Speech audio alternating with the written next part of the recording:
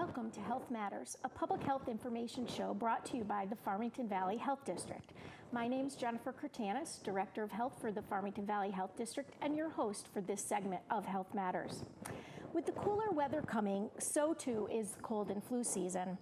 While many may consider the flu a relatively minor inconvenience, the CDC estimates that more than 79,000 deaths in the U.S. last year were attributed to the flu. In addition, the flu resulted in nearly 1 million hospitalizations and more than 23 million medical visits last season.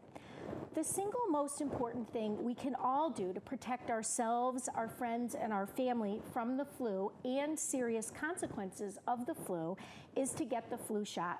Unfortunately, in the Farmington Valley, only 50% of all adults in our area report getting their annual flu shot last year. Today, I'm happy to be joined by Nancy Scheetz, who's the Executive Director of the Farmington Valley Visiting Nurses Association, to help us better understand what we need to know about the flu, why the flu shot is so important, and to also help us address some of the misinformation regarding the flu vaccine. So welcome, Nancy. Thank you for being here. Thank you so much, Jennifer, for having me. Oh, you're welcome.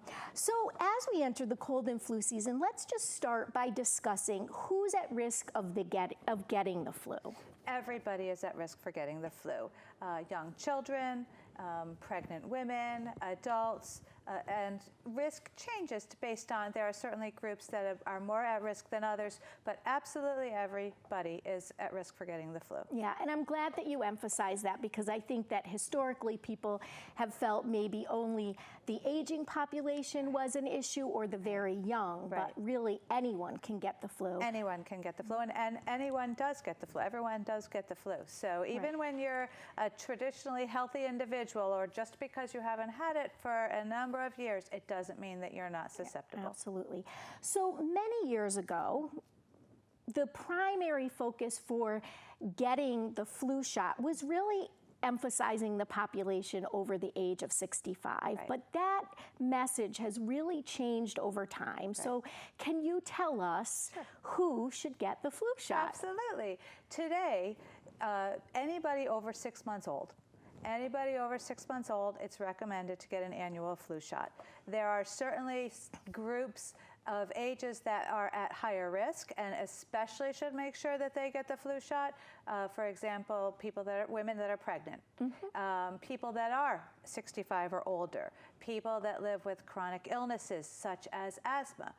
The flu, influenza virus is a respiratory virus, and so if you already have a compromised respiratory system, you're going to be more at risk. People that have chronic illnesses such as cardiac illnesses, congestive heart failure, people who have endocrine disorders, and a lot of the public lives with diabetes mellitus. Those sorts of illnesses are going to make you more at risk. So healthy individuals, people with existing, essentially anyone over the age of 6 months, Right. unless it's contraindicated for some reason. That's right. So let's just spend a few seconds talking about who maybe should consider talking to their physician about whether the flu shot is problematic for them. Right. So traditionally speaking, you always should consult your physician if you have a question, no matter what. Right. But people that potentially have had an allergic reaction to receiving the flu shot in the past, it's extremely rare, but a lot of the flu vaccines are made from egg products. So now there are certainly alternatives, but if you've had a severe reaction or an allergic reaction, you should ask your physician. Somebody who is currently ill, somebody who has a fever, doesn't mean you can't benefit from the flu shot, but you need to wait until you're a bit healthier. People that, if you've ever had Guillain-Barré syndrome from after receiving a flu shot, which is a very rare neurologic disorder and not commonly associated with getting the flu shot. But if for some reason you've experienced that, again, you need to seek the advice of your physician. Great.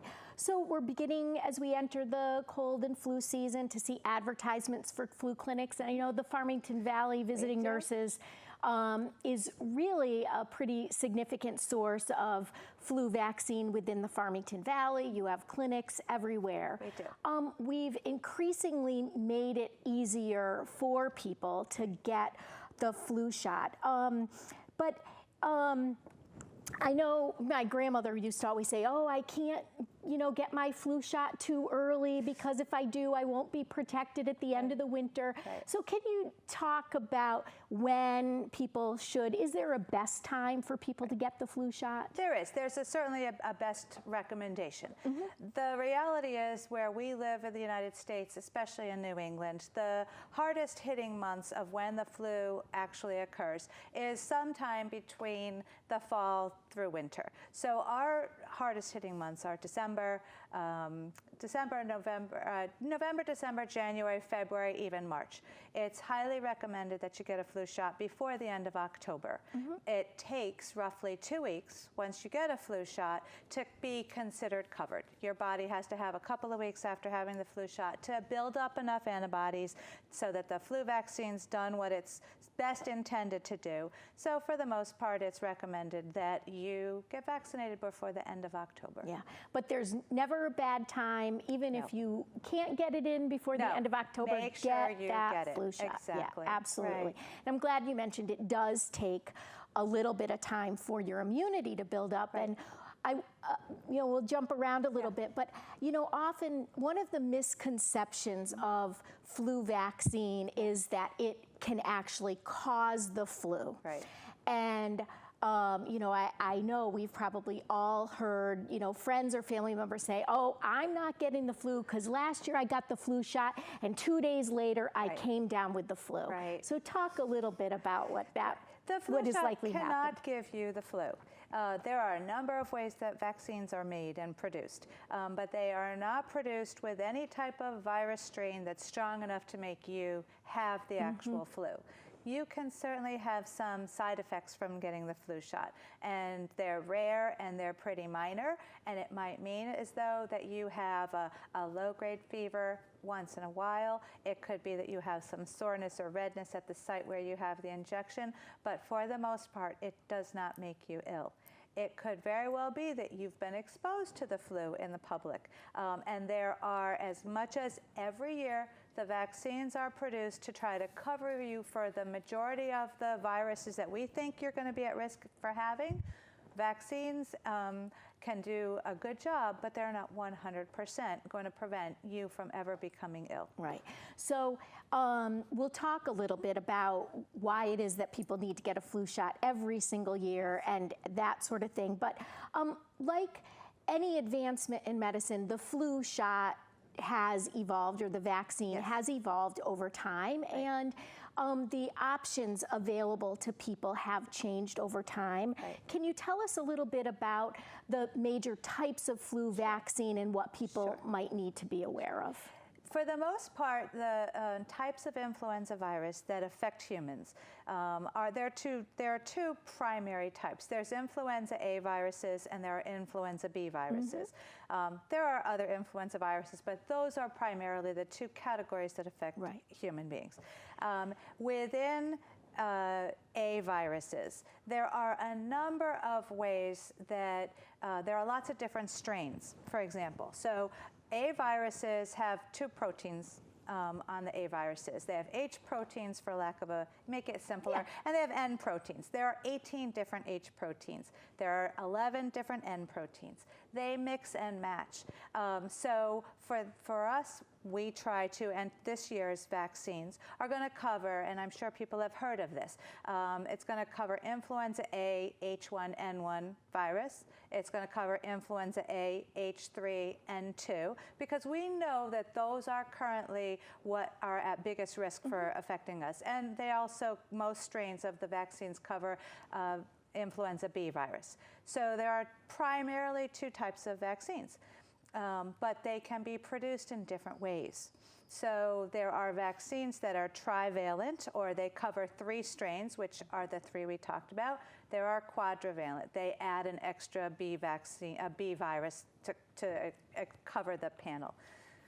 There are ways that you can get vaccines today, the technology advances every year. Right. There are people that are concerned about vaccines that are produced using egg products.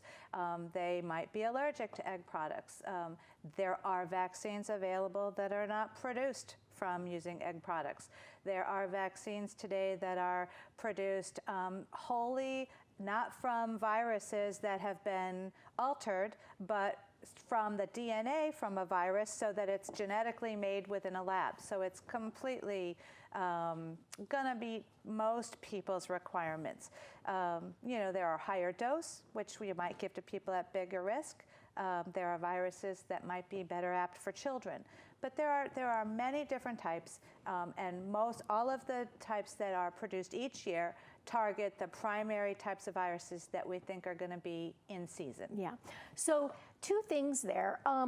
One, there are, when you go and receive a flu vaccine, whether it be at a big box store, a pharmacy, the Farmington Valley VNA clinics, people can and should trust that they are providing a vaccine that's appropriate for them, and that the general public doesn't need to get too caught up in some of the detail unless their physician or they know they need to avoid a vaccine produced in a egg-based way or something like that. Right. For people that are vegan or people that don't want to have exposure to eggs, then you can make sure that you ask, is this the one that is? Right. And there are some. There are plenty that are available. For a time, a lot of people were concerned about some of the vaccines containing products that are mercury-based.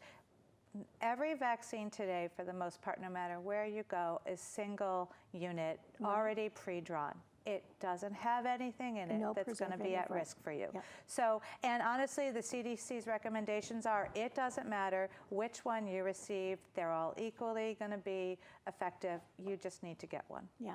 So you covered a lot of information in that, but I think what you also brought out is the fact that, there are many people that say, well, there's lots of vaccines that you have to get as a child. You get it once, maybe a booster shot several years later, maybe some adult immunizations that you get once or twice. Why is it that we need a flu shot every single year? And the reason is that the flu virus that circulates morphs and changes over time, and the scientists are always trying to stay one step ahead in anticipating what are going to be the most common strains circulating in any given flu season. So a lot of times every time cells are living creatures, like it or not, bacteria or viruses, and they replicate.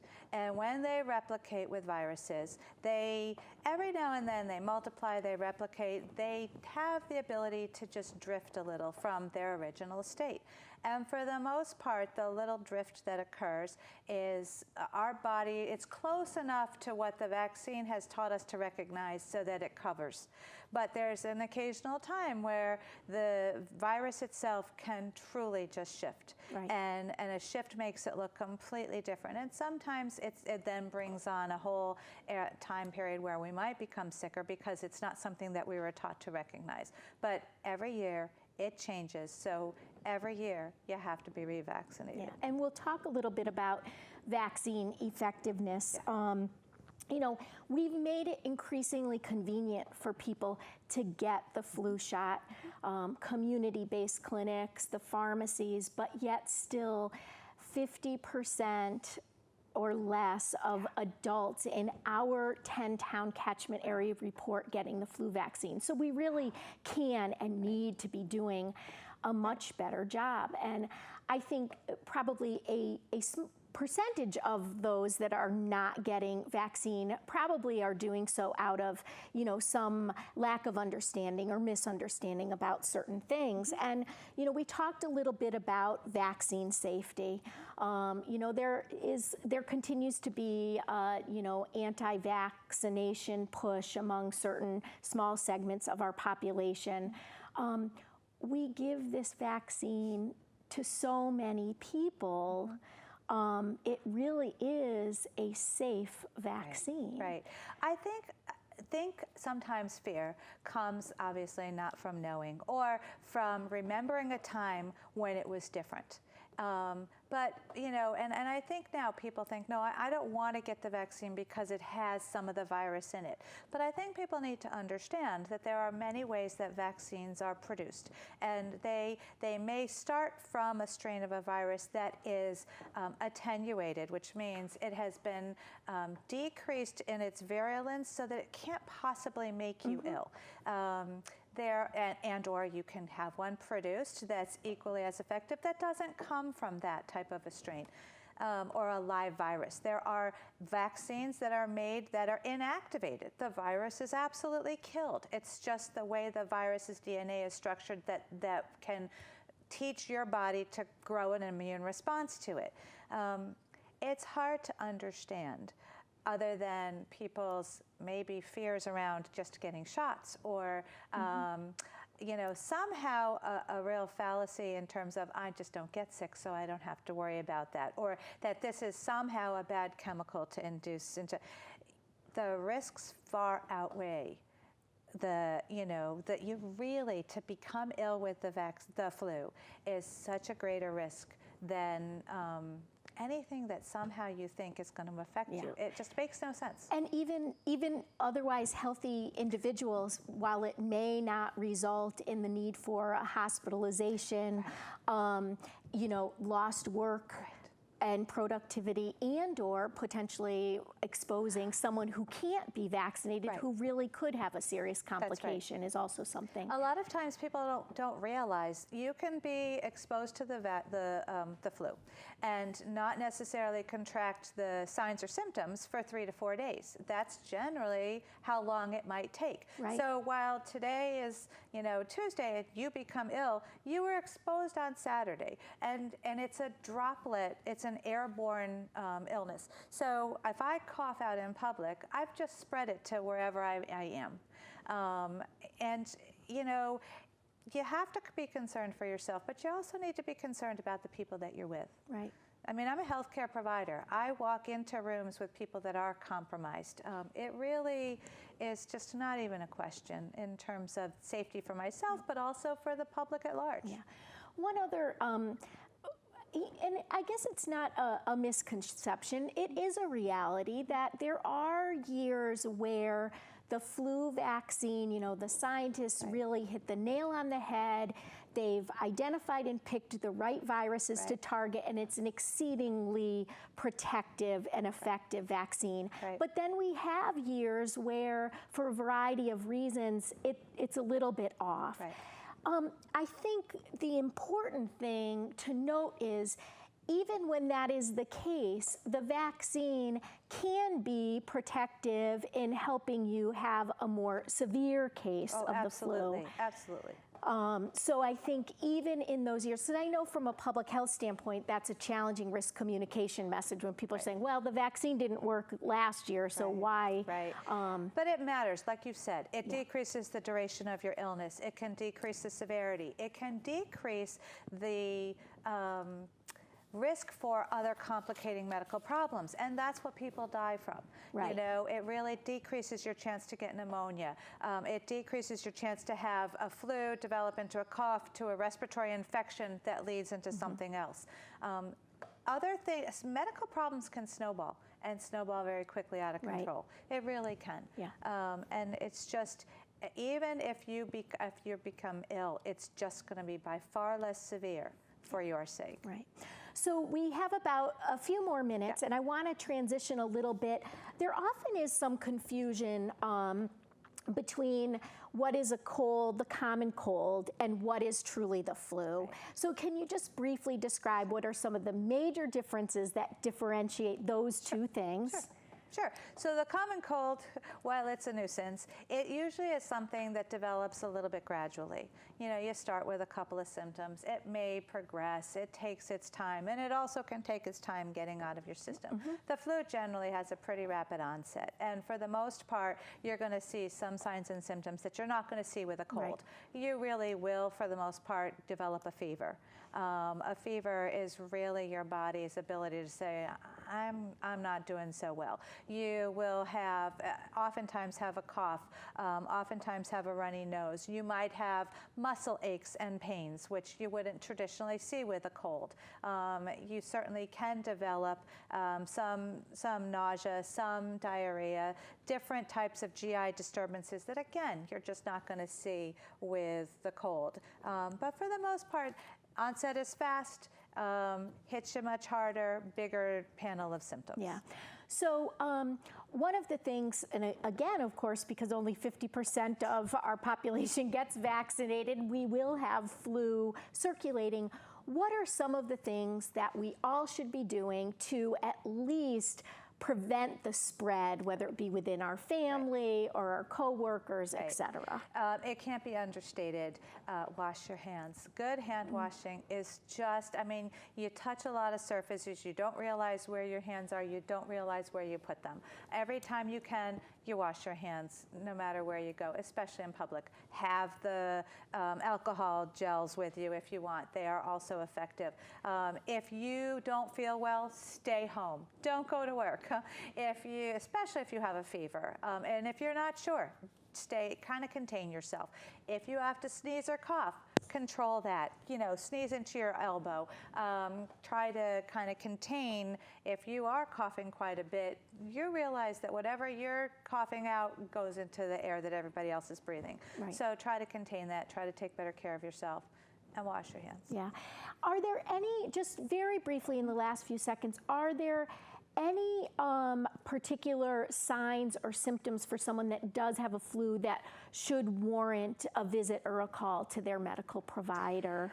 Given the fact today that there are antivirals that you can be treated with, and you can be treated with them, it's probably more effective if you get them sooner and as your symptoms begin than not. If you are somebody that is easily compromised or at risk, if you're older, if you're pregnant, if you have other illnesses, reach out to your physician. I mean, not everybody needs to see their physician, but if you are over 65, if you have other chronic illnesses, seek treatment with your provider, because they can give you some of these antiviral medications, which really will lessen the degree to which you're at risk for it lingering and developing other complications. Yeah, great.